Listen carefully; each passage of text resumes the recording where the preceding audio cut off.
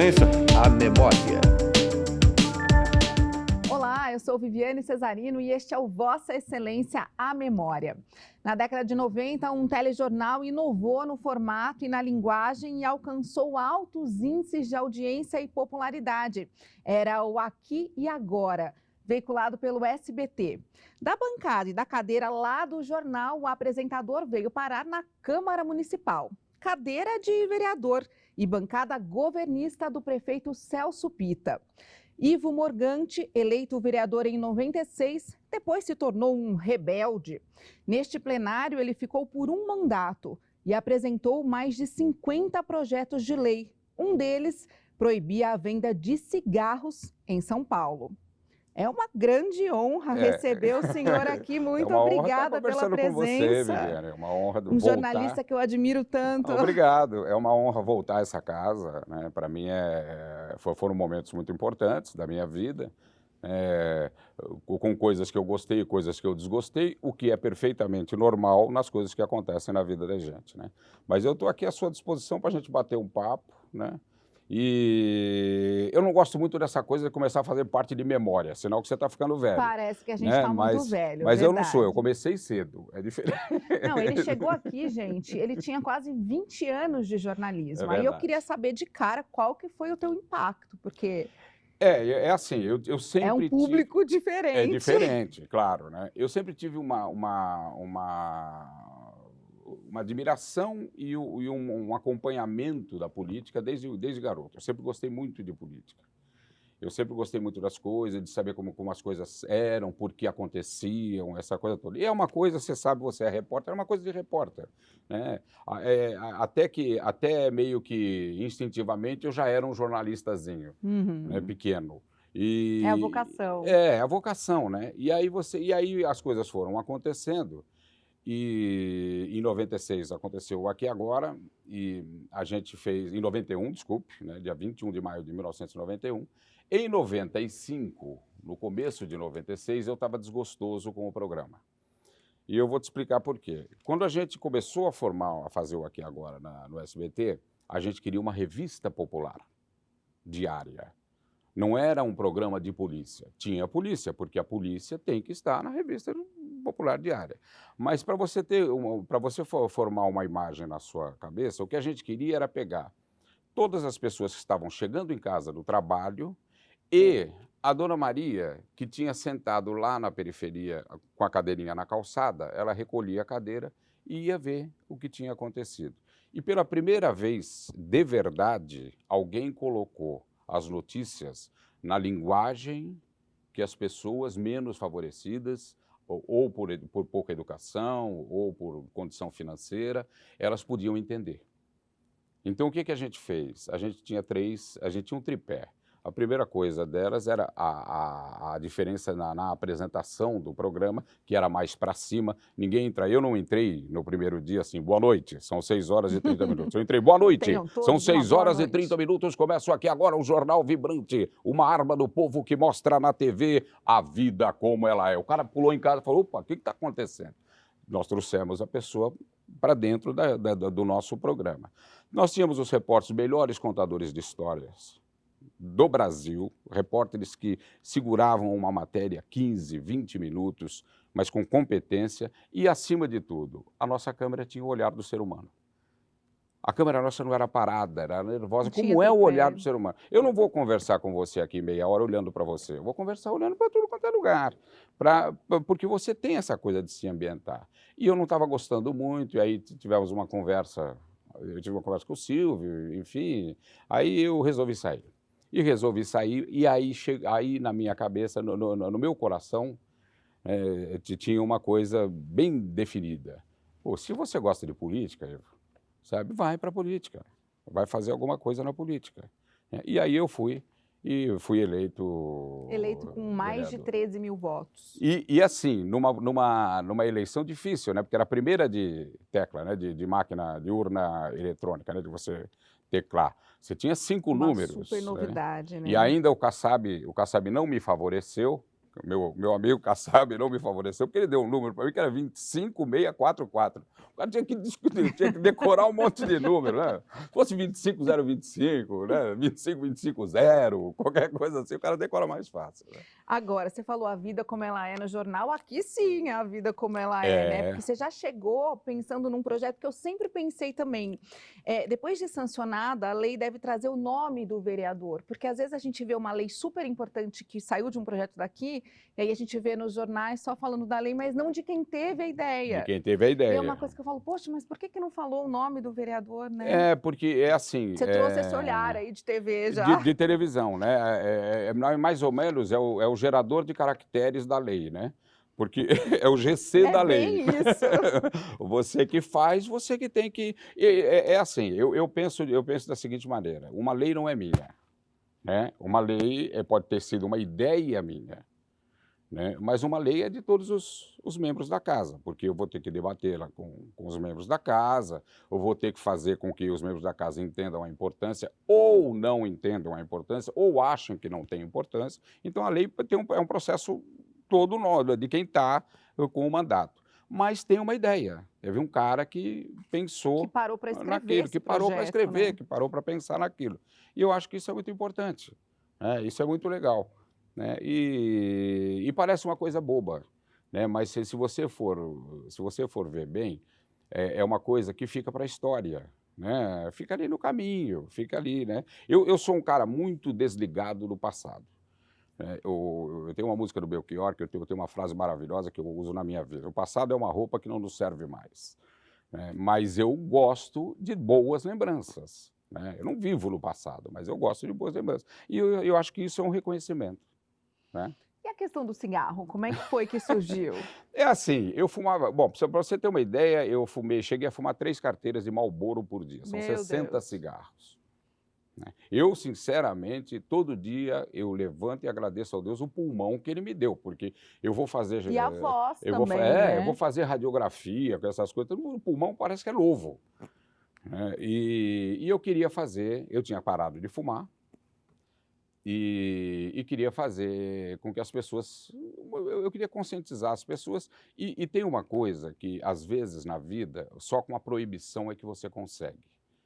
Tem coisas que Conscientização. conscientização, debate, educação, você consegue. Mas tem coisas que só com a proibição você consegue. Mas acontece o seguinte, né? Hoje, talvez fosse mais fácil, porque a influência das indústrias de tabaco, das indústrias de cigarro, hoje é pequena. Na época, não. Uma das maiores arrecadações do Brasil era a Souza Cruz, em impostos. Quer dizer, o senhor já Quer ia dizer, contra um lobby gigantesco da indústria. Gigantesco, né? Aí eu tentei, bati daqui, bati de lá, e aí aconteceram 2 coisas. Eu desisti da lei, porque eu achei que não ia conseguir, e voltei a fumar. Eu acho que eu fiquei. Vou acender um cigarro Eu não acho que deu eu fiquei certo. tão desiludido que eu voltei a fumar. E só parei de fumar em 2002, no Morumbi, porque eu sou santista doente, né? Sou ligado ao Santos Futebol Clube. Só parei de fumar porque o Santos foi campeão Fez uma promessa? brasileiro e eu fiz a promessa no Morumbi. O Santos ganhava de 1-0, Ai, graças a o Deus. Corinthians virou para 2-1, o Santos virou para 3-2 e foi campeão brasileiro. E eu nunca me esqueço, tinha uma carteira de Marlboro, eu contei, tinha 8 cigarros, eu amassei e joguei no fosso do Morumbi e nunca mais fumei, né? Mas depois da lei eu voltei a fumar. Mas valeu a tentativa Valeu aqui. a tentativa, claro. Vamos falar um pouquinho, Ivo, sobre essa questão do Celso Pitta? Vamos. Você começou aqui como um vereador governista e, de repente, começou a ser chamado de rebelde. O que aconteceu aí no meio do caminho? Então, eu fiz a campanha toda ao lado do Celso Pitta. E comecei a ter admiração pelo Pitta. O Pitta era uma pessoa muito inteligente e muito culta. O Pitta era uma pessoa acima da média. Mas aí para você ter uma ideia, eu fui um dos poucos, acho que o único vereador que eleito continuei nas carreatas, porque ele foi para o segundo turno e eu continuei nas carreatas com ele. Aí criamos uma certa ligação, né? Que não era amizade, e mesmo que fosse, não podia ser confundida, Uhum. né? Mas eu comecei a ver que o Pita, como prefeito, era um grande economista. Ele não era uma pessoa talhada, preparada para ser prefeito da maior cidade do país, né, de uma das maiores do mundo. E ele começou a se perder. E ele começou a fazer coisas que interferiam no andamento do legislativo. Por quê? Porque ele não tinha uma convivência. A política é a arte de conversar, né? É a arte de você A parlamentar. arte do consenso. É a arte do consenso, né?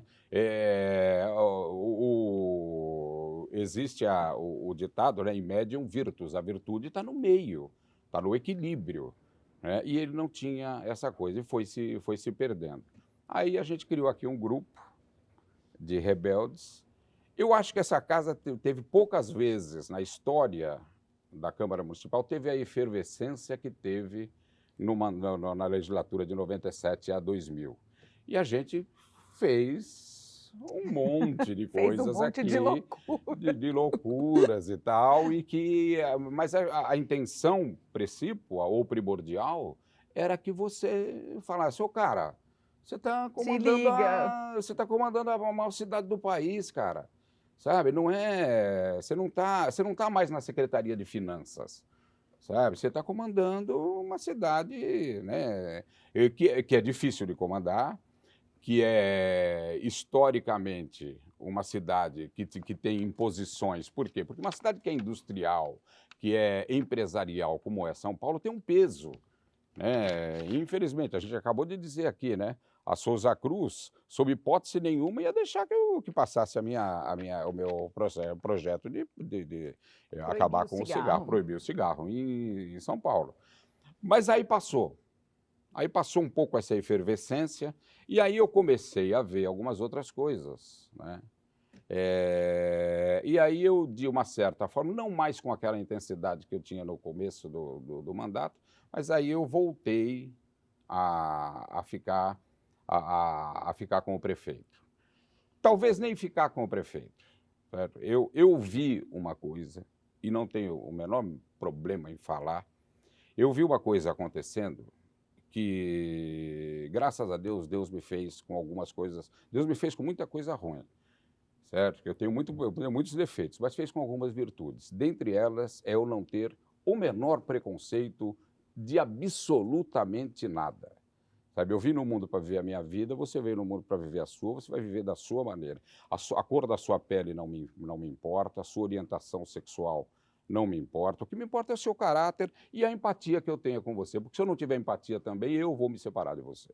Seja você negro, amarelo, homossexual, o que for. Então, eu via um preconceito.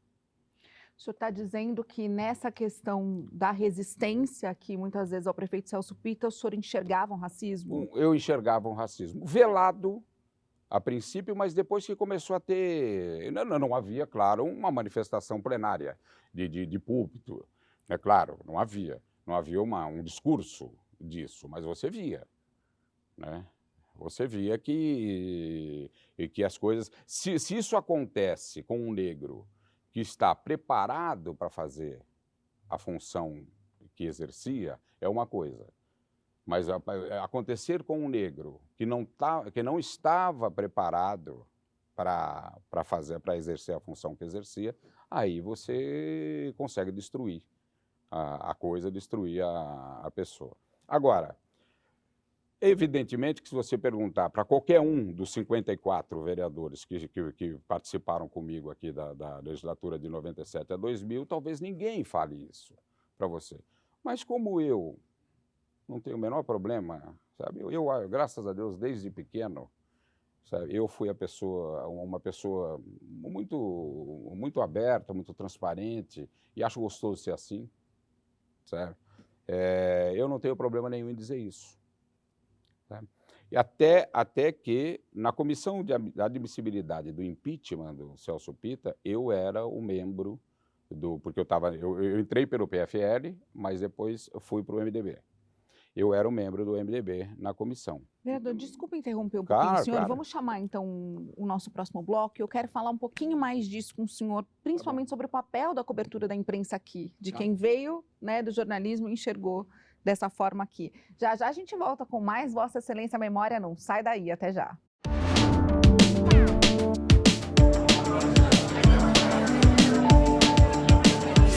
Vossa Excelência, a memória.